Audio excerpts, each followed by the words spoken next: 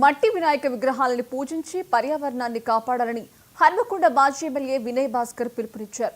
హన్మకొండలోని అంబేద్కర్ విగ్రహం దగ్గర GSK arts and crafts ఆచరణలో ఏర్పాటు చేసిన మట్టి వినాయక విగ్రహాలను ఆయన ప్రారంభించారు. రసాయనిక విగ్రహాలను వాడి పర్యావరణాన్ని దెబ్బతీస్తున్నారని మాజీ ఎమ్మెల్యే ఆవేదన వ్యక్తం చేశారు. పర్యావరణ రక్షణ కొరకు మట్టితో తయారు చేసిన వినాయక విగ్రహాలను కొనుగోలు చేసి పూజించాలని కోరారు.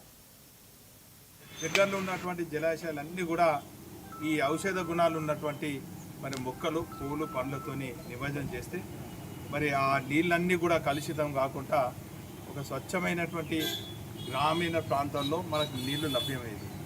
కాలక్రమేణా ఈ యాంత్రిక జీవితంలో అంత భక్తి శ్రద్ధలతో చేస్తూనే ప్రకృతికి వ్యతిరేకంగా ప్రకృతిని నష్టం చేసే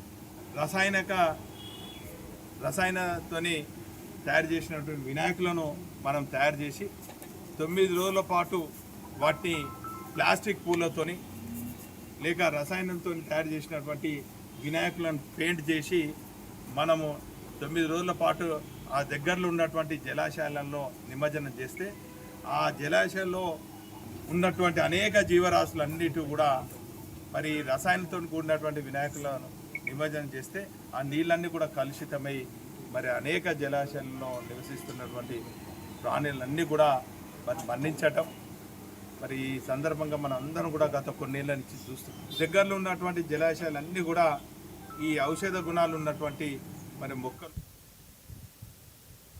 కుకట్పల్లిలో వంగవీటి మోహన్ రంగ